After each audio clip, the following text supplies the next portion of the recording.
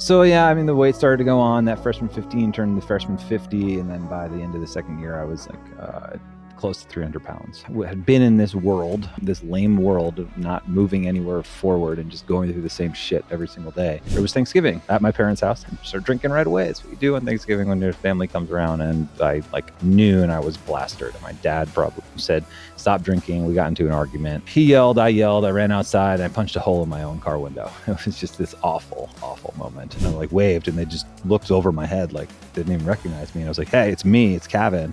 And they were like, "Oh shit, like you're the same person." And I was down 40 pounds in 3 months.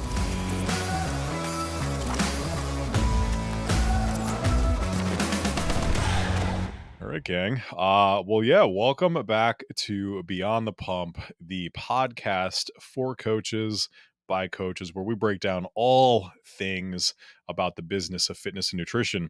But today we have a special treat, and we're pulling Cavan on, who is actually one of our partners, part of the Beyond Brands crew, and he's actually leading the front on the coaching side of the house. So if you are looking for coaching, you are looking for muscle gain, weight loss, anything in between and anything outside of that, this is going to be the go-to guy and the go-to company. But hey, Cavan, welcome What's up, to Steve? the show, dude.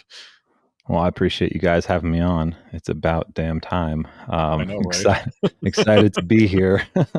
I have things I want to pick on me. I want to have things I want to say and share. No, this is awesome. I think you guys have been consistently putting out some solid information, and it's just I'm excited to be a part of this and bring in the Beyond Coaching side of the Beyond Brands mission and share what we're doing as we just launched and how we got here, why we're doing this, and diving into the ins and outs of it all. So I appreciate you having me.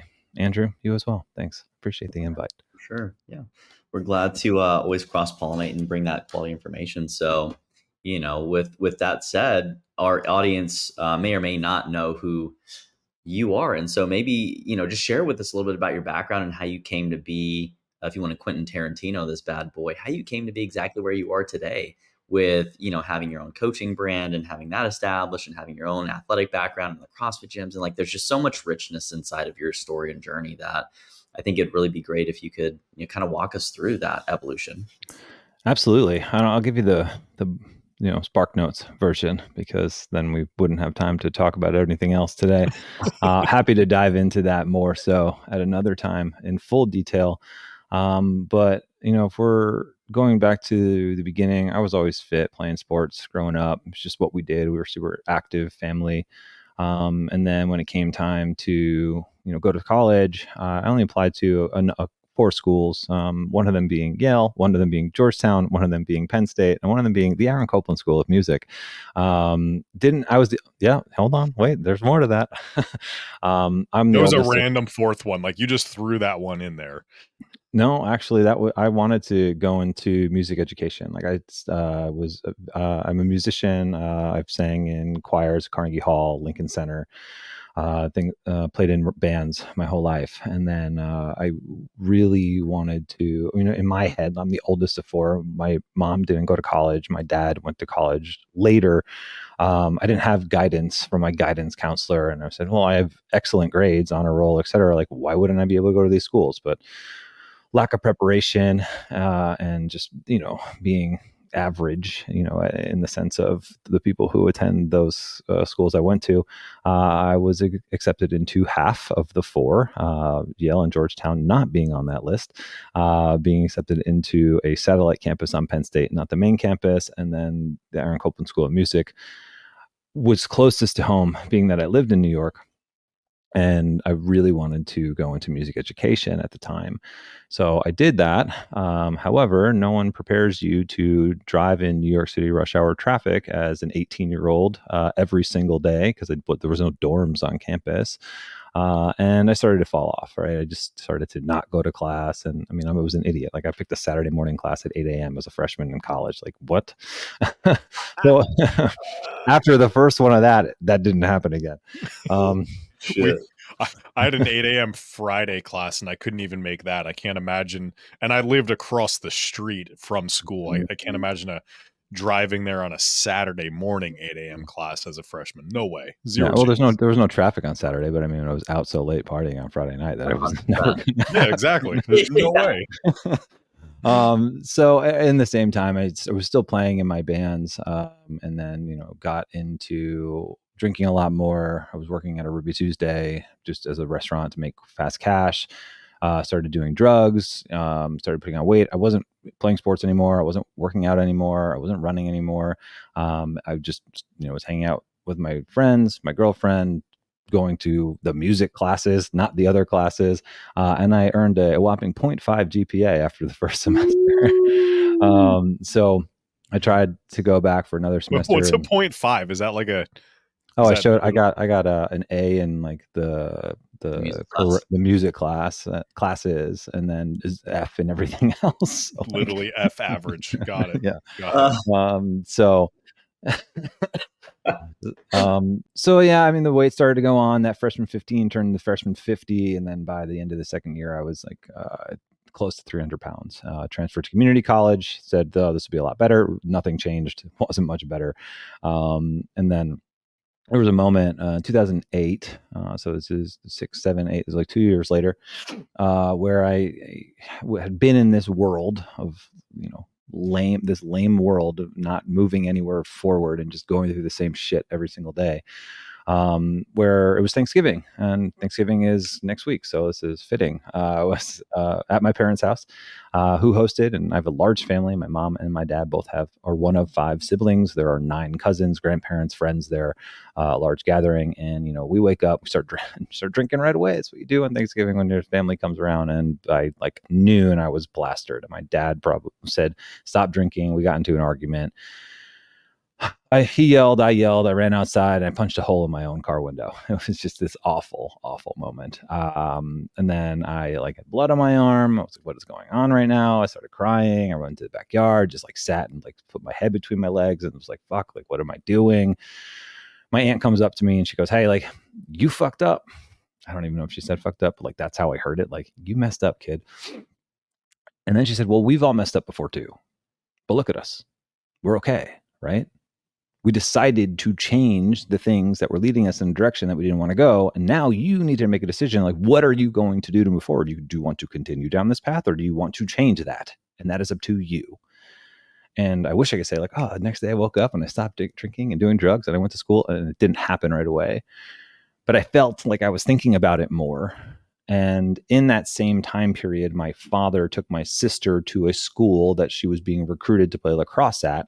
And even though she had committed to another better school, my dad said, well, you said you were going to go, so we're going to go. And when he was there, the men's lacrosse coach came up to him and asked him, do you know any men that want to play on this team? I'm taking over the team and we're revamping the team. We have room for it. And my dad, being the person that he was like, yeah, my sons play lacrosse. They're awesome. Not explaining the situation that I was currently in. So we go, and I was like, okay, cool. I love playing lacrosse. I did in high school. Let's see what this is all about. And my brother and I walk in, and they want my brother, Derek, and he can't go because he's planning to study abroad the following semester. And they look at me, and they're like, basically what I heard was, you're too fat and you're too dumb. You're overweight and your grades suck. So if you change that, maybe there's a chance, but right now, no. So in my head, I was like, watch, motherfuckers. This is the thing that's going to change the direction of it all. And it was as simple as that. Started eating better, started going to the gym, started running, and it sucked. It sucked to not drink as much. It sucked to go to the gym and be out of breath before I live on the bottom of a hill. So running up to the top of the hill to go to the gym, that's a mile away. I was out of breath. But I went back day in and day out, and I didn't have a plan. I just did what I remembered from high school. A couple months go by, and then the assistant coach and one of the guys on the team met me at a local Starbucks, and they walk in, and I waved, and they just looked over my head, didn't even recognize me. And I was like, hey, it's me, it's Cavan. And they were like, oh shit, you're the same person. And I was down 40 pounds in 3 months.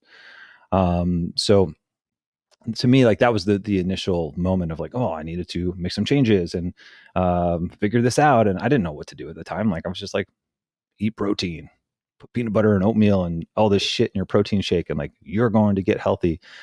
But it worked because I was I had done so much damage that I just needed to make some small decisions to move in a direction to see positive change. I go to school, graduate from that school with honors. I was the captain of the lacrosse team after the first season. Continued to improve myself in the school, in the classroom, and in the gym. Surrounded myself with better people. Dismissed the friends that I had around me from home, and that we were going on different paths at this time. And there was a journey along the way, and I had a lot of ups and downs and challenges. But I felt like I never wanted to go back to that moment on Thanksgiving where I lost myself and I let the people around me down. Flash forward to 2014, my father passed away. He was 59, overworked, out of shape, overweight. My mom calls me at like 11 o'clock because my dad didn't get up to go to work. He worked overnights and he died. And this moment, I had been working a good career. I had a great apartment in the city. I felt like I was fit. I was going to the gym every single day, and everything was good. And then it hit me again. Like, what the fuck? Like, how is this possible? Like, how could I not have helped my dad? Like, after I helped myself. So I imploded. And instead of like going and drinking and like eating my face off and not doing anything, I doubled down on running and gym. And I joined a CrossFit gym. And like all these things happened where I was like, that's never going to be me. And my brothers and I made this pact where we said, that's never going to be us. So I'm running my first half marathon. And in the last mile, I just start breaking down crying. The last mile on record pace, I'm running like a 7:30 half marathon. And, I'm a pretty big guy. I was like, this is awesome. And then I just start crying, thinking about my dad. And I realized in that moment that I can't help him. He's gone. But maybe, just maybe, there's a chance that I can help somebody else. So I decided to take everything that I was doing for me and start posting about it on this thing called Instagram. 2014, 10 years ago. I didn't know who I was going to connect with, but maybe there was a chance somebody was going to say like, oh, I can do that too. And that's all I wanted at the time. To just share what I'd been through, what I had lost, how it happened, what I'm doing, so people could make a decision to move in a positive direction for themselves, for their kids, for their parents, whatever. And that led to a fitness career, right? I made a friend with a buddy at the CrossFit gym I was going to. He opened up his own gym. He asked me to come and coach. We grew the largest CrossFit gym in New York City. I was helping hundreds, if not thousands of people in and out of those doors every single day, changing lives every single day. And then I just continued to post and grow my social media and continue to help people that way. So I had a couple one-on-one clients, and everything was going great until 2020 came around and the whole entire world changed. And we couldn't open the gyms anymore and they had no more money to pay me. So I decided this is just but a crossroads again, like being on Thanksgiving, the day my dad passed away. It's a crossroads to make a decision of what is it that I feel like I'm meant to do.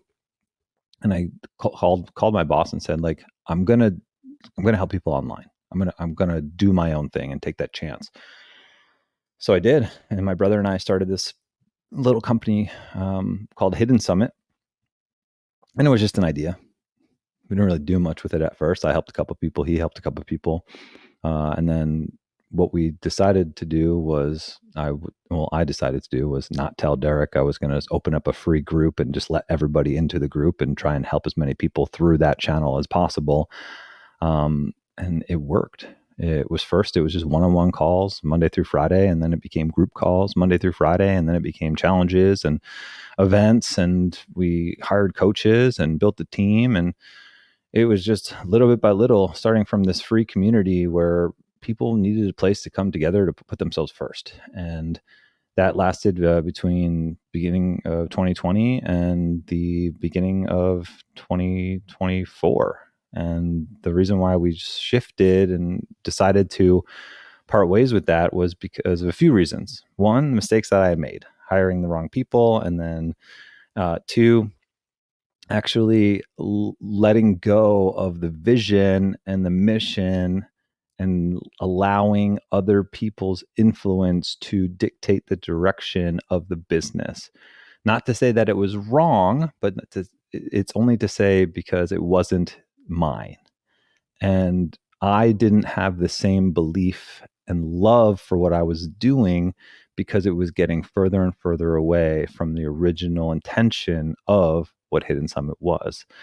And that intention was to help people train their body and mind to live a life that they can be proud of through progress over time, to make more time for the things that actually matter, to use all parts of health, not just the physical health, how we move and what we put into our bodies, to see changes so we can spend more time with our family and our loved ones and have the confidence to do the things that we want to do.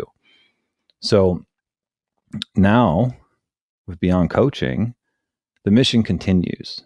The name is different, but we're here, and it's a breath of fresh air for the first time in a long time. And I think I told both of you about this.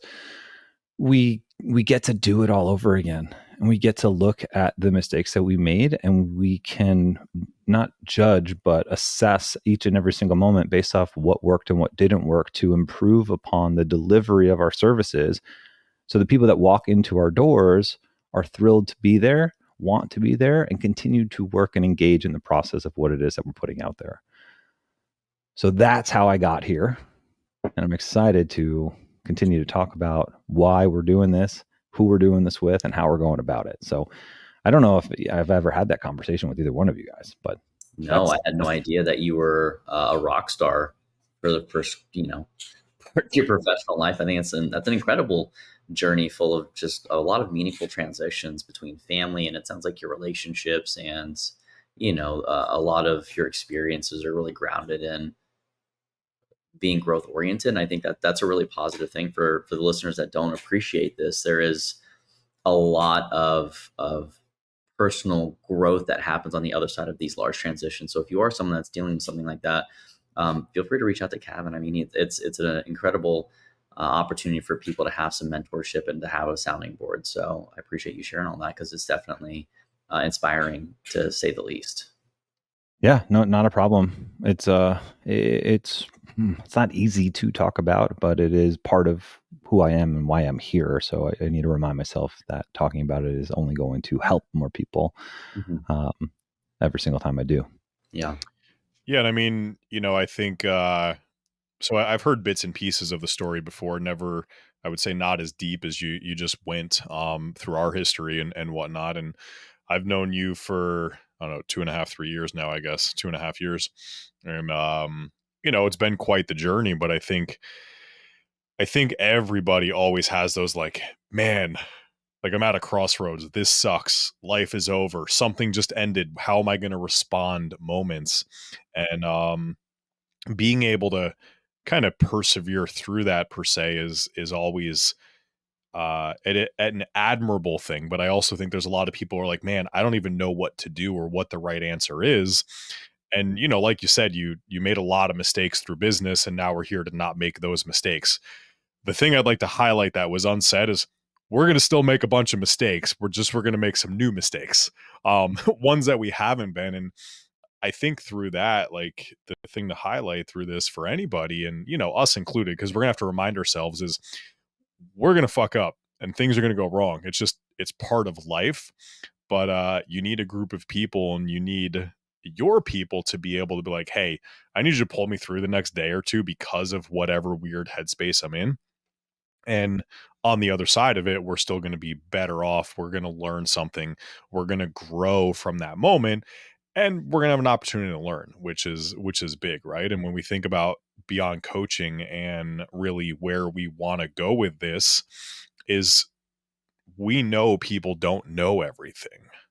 And then on top of it, people don't even know what they don't know. And when you have access to the internet today, between search engines and AI and all the social media platforms, there's a higher likelihood that you don't know things and you're confused because of all the messages coming at you, right? And that's really a big thing. And that's, I would say, the cornerstone of one of the pieces for us, is to make sure everybody knows really good information, rooted in science, rooted in experience, rooted in good stories, that is going to help move people along. And the team of us, we all have very different backgrounds, but we also have very similar backgrounds in certain aspects through that kind of perseverance side. So, when we got to start talking about Beyond Coaching and the actual service and product on coaching, I think that's the exciting thing, and really what we get to do here. But the other half of us beyond the pump is like, let's make coaches better coaches, whether it's a part of beyond coaching or not, and bringing that education piece to it. So, I think jumping into it, beyond coaching at the core, like, explain it. Who are we? What do we do? And why does it functionally exist? And what problems maybe do we go out and solve? And it's a lot of them. So I know that this could be a 20-minute conversation just in itself, but maybe start there. Yeah, and I'll start first with, going off what you just said. People don't know what they don't know, but most people know what it is to be healthy from a physical standpoint. Like, everybody knows if you go to McDonald's, it's not the healthiest option, but you're going to do that from time to time anyway.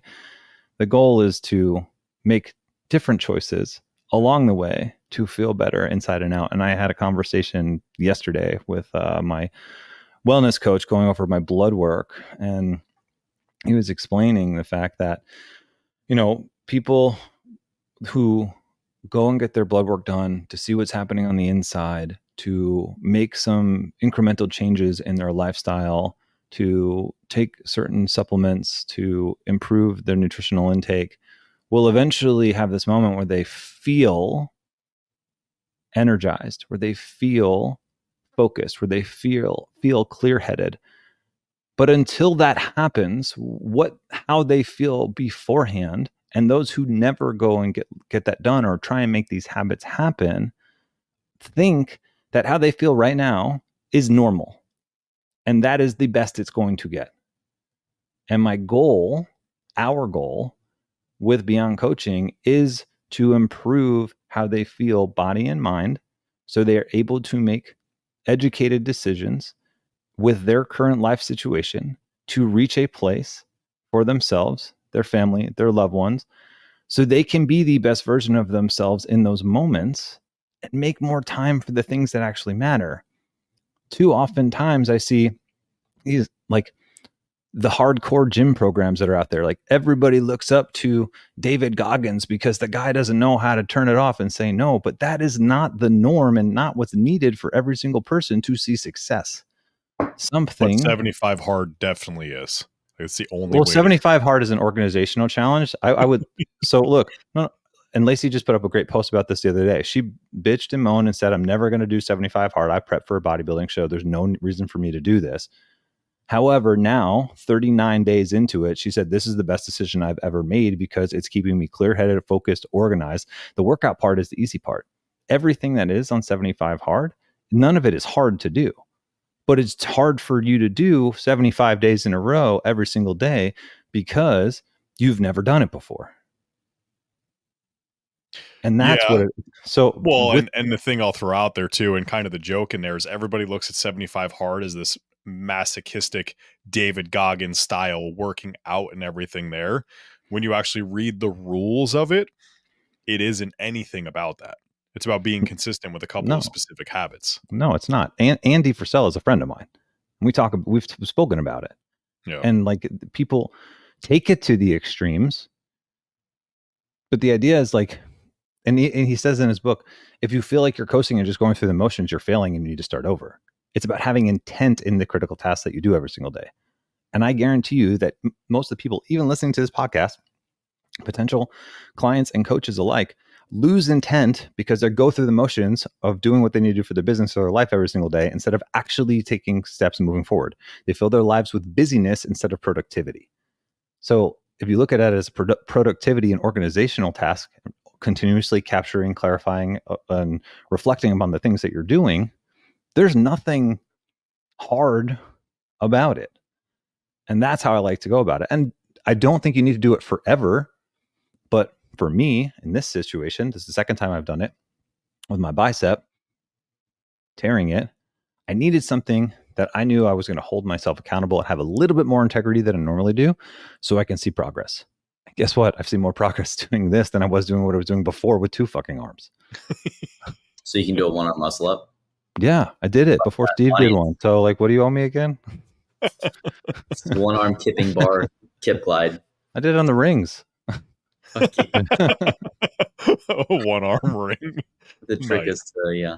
No, and I think that, you highlight a great concept in that the same way in training, you overexert yourself comparatively to what you would have in a day-to-day routine. I mean, obviously you're not going to bench press, 255 pounds as you're walking around in the kitchen making breakfast. However, you do it in a controlled setting in order to improve your capacity beyond that setting. And I think that a lot of people forget inherently discipline is a skill, and consistency is the execution of discipline, and really a high form of self-love. And having that concentrated working set of that skill focus in terms of just being consistent around a couple different things. I think that that's a really powerful thing that, people tongue in cheek will kind of, sneer into their cup sometimes when they misconceive or misperceive what the original intent around that was. But people did the same thing with CrossFit in the early days of Greg Glassman. I think had a really great model. And you play the game of telephone and you have some people that are uneducated. And I think, again, this kind of goes back to, Beyond the Pump and the Empowered University, is that we understand that you have to have in order to earn more, you probably should learn more. And a lot of people that tend to make those snap rash kind of jokes and don't really take the time to understand the philosophical underpinnings of that stuff lose out on a very valuable tool that they could potentially use with a lot of great clients. And I don't know any personal trainers, nutrition coaches, or health coaches, or anyone that's brick and mortar or online that wouldn't benefit from having a super concentrated, skill focused approach for 75 days for their clients.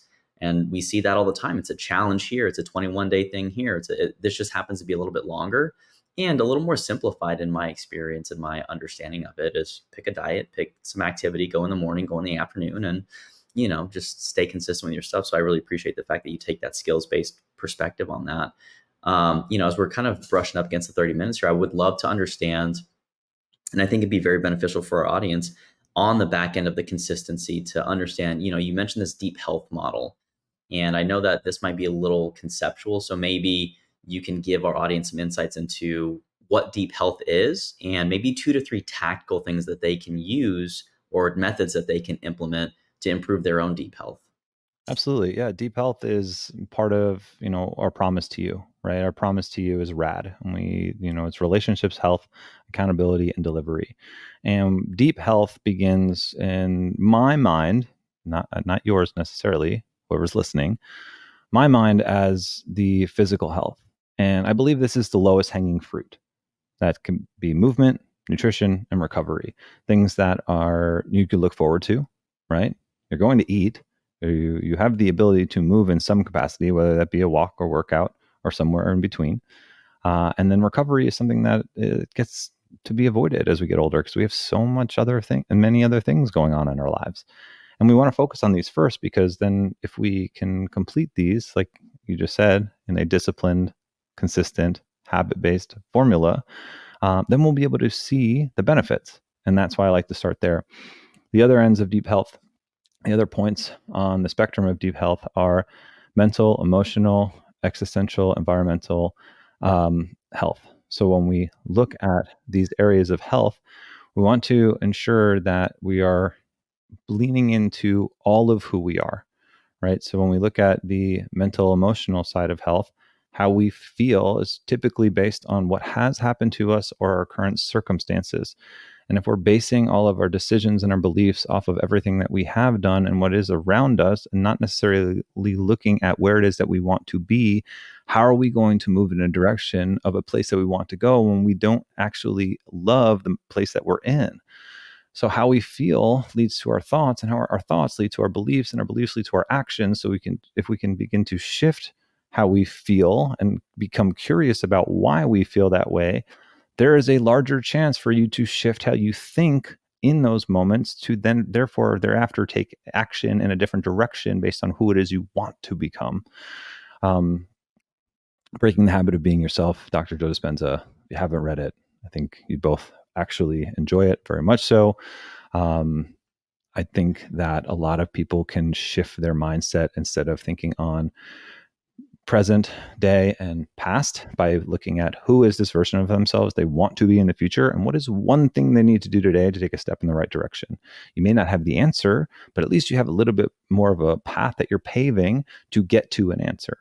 When it comes to the social health aspect of it, which I didn't say before, surrounding yourself with like-minded individuals is going to be key, right? It's really hard to go through these challenging moments when you're alone. So we've created the Beyond Coaching community for you to not have to be alone, not necessarily saying that you need to be the most active, engaging person in the group, but it is there for you to do so when you need, when you have. You should strive to be the most active, engaging human in the group. Just throwing that out there. You should. I'm waiting for you to post in there still. Nobody accepted my invite. I went to get in and it's not you there. you were in twice and I took one of you out. So I'm gonna I, just we're gonna I it's got to probably figure because out you what don't have email an address iPhone. is in there It's then. because you don't have an iPhone. We get it. Oh. I had to throw one in. We were almost at time and I didn't do it yet. No, I get it. I completely understand why we need to have simple electronics for simple minds. I totally get it, Cavan. Listen, I there's just some offended simplicity is what's great. 95% of our listeners. It's okay. Yes, I use Samsung. It's okay. I mean, I wish, and I always think about going back to Samsung or Androids in general because it's a computer versus like a device, in Apple. But I mean, come on, how awesome is it that you have a phone that can fucking open up into an iPad mini? Like, that is so fucking helpful. And the fact that you can have a stylus and write on it. I hate iPads. I think they're the biggest waste of fucking time. Like I they do, mean, like it's awkward to hold. You can't take a picture with it. It's terrible for social media. Like And what? oh, I'm not Andrew's going to writing. jump through this screen and go at you bro. now because he can't No, no, no, function no, without an iPad. no. iPads, the device is largely irrelevant. I'm agnostic, honestly. The only reason why, and I will say there's something to be said around Apple and how it integrates and like how you have it. There is some of that, but it is definitely made for simplicity, and that's a completely different thing. But I like how the foldable things are definitely starting to converge. Anyway, sorry, Nick, edit that shit out. I'm sure. No, Um, keep it. yeah, No, keep So, that. Keep that. so, Look at this so awesomeness right here. but you don't even use Just, a stylus, so you're just just a still kind of like a whole caveman. screen of awesomeness. What's the point of having that without writing on it? It's like it's a notepad, but that's what it's supposed to be for. I have, All right, back to community. I have terrible handwriting. So Yeah, you don't want to You see got my one. electronic it's handwriting. there to engage when you need to engage. And if you're there every single day, amazing. We gamify it so the more you engage, the more points you earn, the more points that you have, the more prizes that you win, whether it be swag or one-on-one coaching or a fully paid event that we're going to host in the near future. Like we have this set up so it's participatory versus just presence, and it's off of social media, so you're not distracted by the bullshit that's on Facebook. Don't come after me, Zuck. We're cool. It's gonna get shut down tomorrow. I've already got hacked. I can't even use Facebook anymore. I got like 12 friends on there because someone hacked my account in January. So whatever. And then we go into environmental health and setting up your home life, your work office for success, right? There's so much disorganization in these areas. If we allow it to happen, we want to make sure that we're setting ourselves up for positive growth as well at home and at work with the people that are surrounding us, the people in our lives are a part of that also. And finally, if we get into existential health, why are we doing what we're doing in the first place?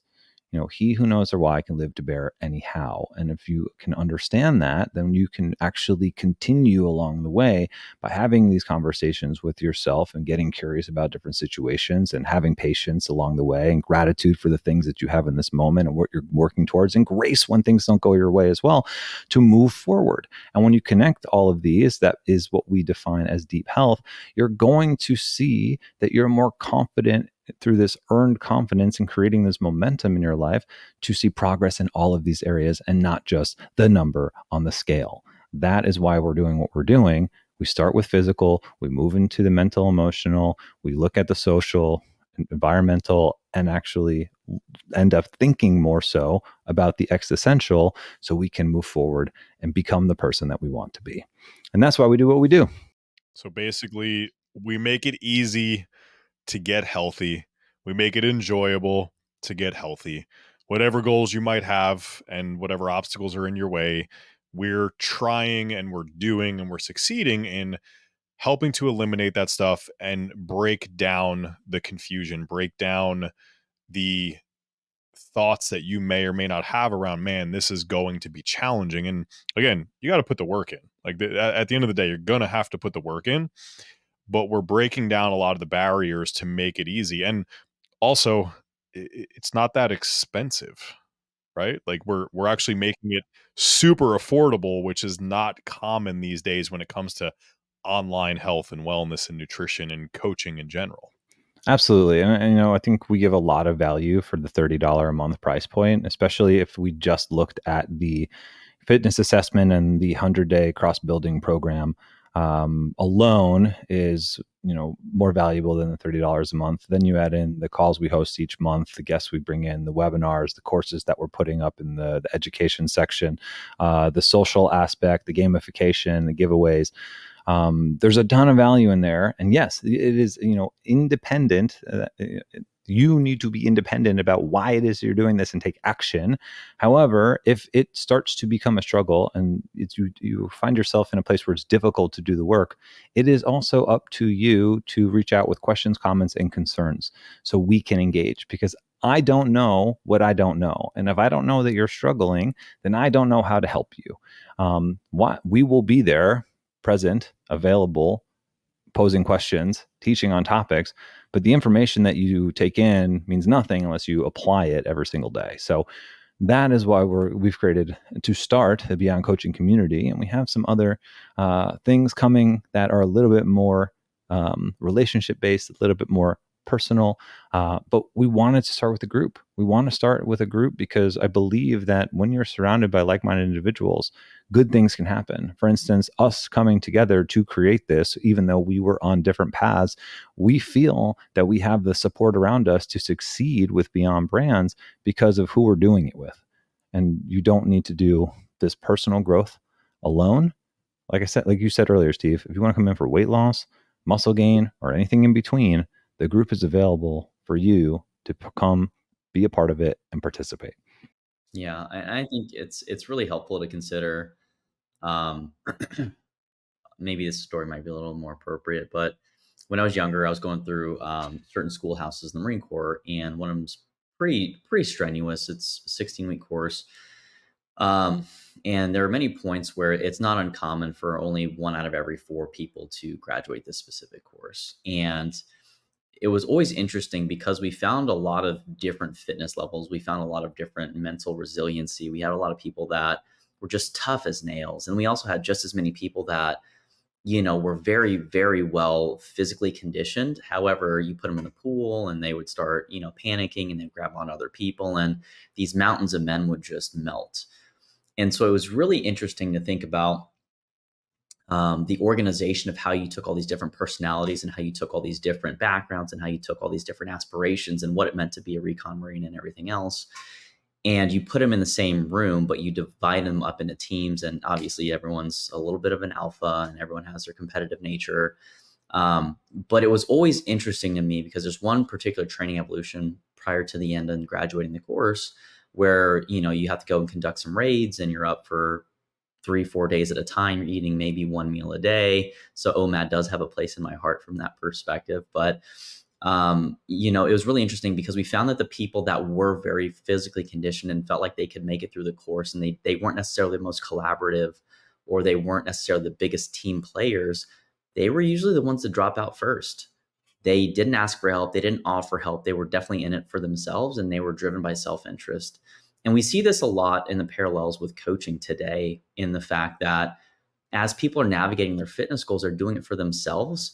But the problem is that they're not internally motivated by themselves, meaning someone called them fat and now they have this reactionary thing that's wholly based upon that thing that's no longer there calling them fat, which is why people lose the first 5 pounds out of a 50-pound goal and say it's good enough. And I think what I'm trying to drive home here is that one of the most important predictors of long-term sustained success isn't the shit that they're measuring in the literature right now from a physiology perspective. It's not someone's adherence. It's not someone's compliance. It is probably more than anything driven by your environment. You can take a plant and put it in shitty soil, give it the best sun, water it, give it the best nutrients. However, it may not grow because the environment in which it's supposed to be thriving isn't necessarily, like, the prerequisite conditions aren't there. And so when we talk about communities, and I think this is really important for everyone on this call, is you have to find your tribe. We might not be it, and that's perfectly fine, but you need to plug into a group that is going in a direction that you align with and vibe with. And if you don't, you will fail eventually. It becomes a game of how far out does that get? And that's largely dependent upon your willpower versus having a group of people that'll slap you in the back of the head when you're falling asleep in class because they don't want you to fail, because they love you and because they actually care about you. And that's really what the community here and every community that we participate in and put on for you guys is, so that way you can find people that have the same values, that actually care about raising the standards of the industry, whether it's a consumer, whether you're a coach, whether you're just someone that wants to be around other people that are just fucking meat eaters, or, actually, no, I'm not even gonna say that. We don't, if you're a vegan, get the We fuck don't out. use the V word. We don't use the V word here. Right. But all that to say is, like, your environment will dictate in We're totally large going to ways. advertise to people who are plant-based, and I'm just be like, not. we're going to be your community. We're going to be it. Andrew is so pro vegetarianism, you don't even know. I'm actually reading a book where they, the studies done by the AHA and the National Health Institute were, lobbied by big food to push fruits and vegetables and lean meats over fattier meats. So the idea is like and then the what happened on the back end is like, sure, your cholesterol went down and maybe coronary disease went down, but at the same time, like cancer went up. So like, you want to choose those polyunsaturated fatty acids and eat fruits and vegetables and have all those open bonds that, we can go down that rabbit hole if we want to. We should. Not here, not today, but we will. We will. We don't have the time to open up. When Andrew does that, when that hair is hanging down here a little bit, that's a conversation that I want to have. When that happens, and then he's doing this thing, that he's like, I got some shit to say, but I have something to say. Sit down, son. But I take everything with a grain of salt. It's like, 100%. Moderation is key, right, gang? Yeah. Well, and my one bit on that is that everything's funded. So anytime anyone's he can't control himself. He's got to say it. No, I know. Listen, bro. Everyone's mad where the money comes from, but the money got to come from somewhere because scientists be poor.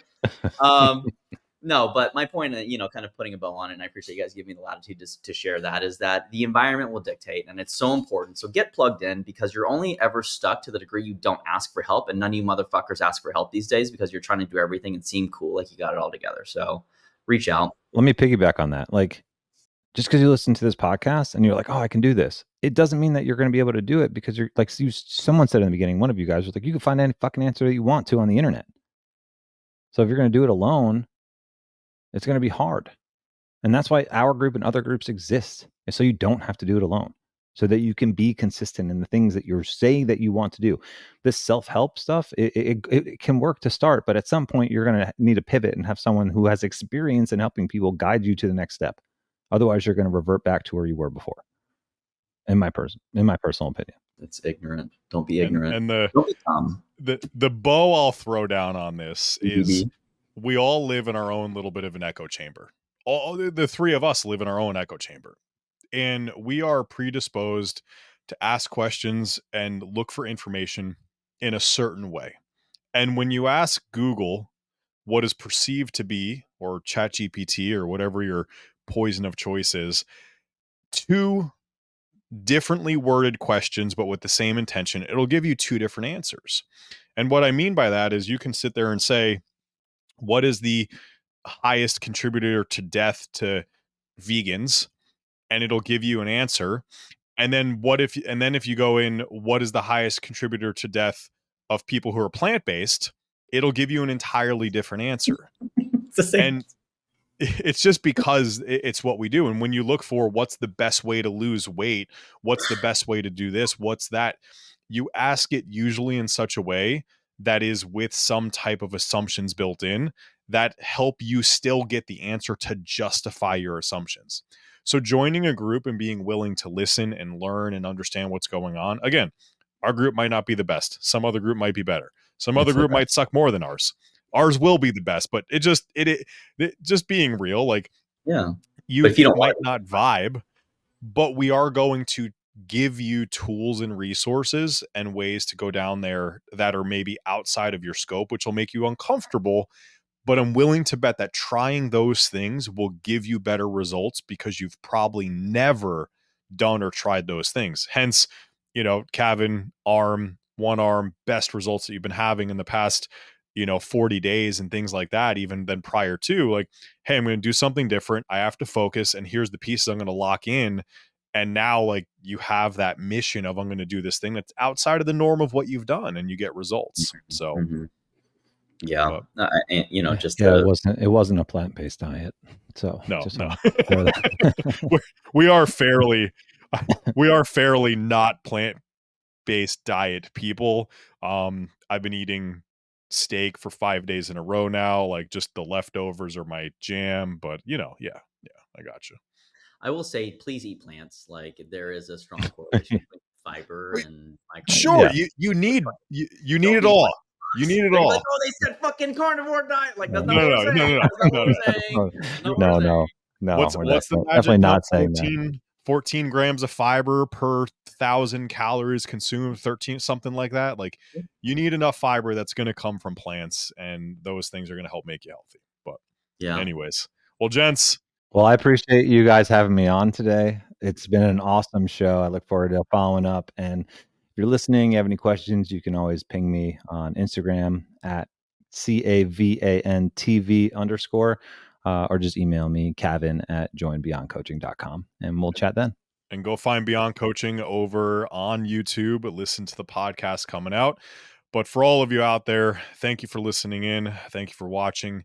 Subscribe, rate, review, ask those questions, send us some questions. We don't know what to break down if you don't ask them to us. So please engage, let us know what you're looking for, and we can deliver that information. Until next time, everybody, have a fantastic day. See ya. Peace.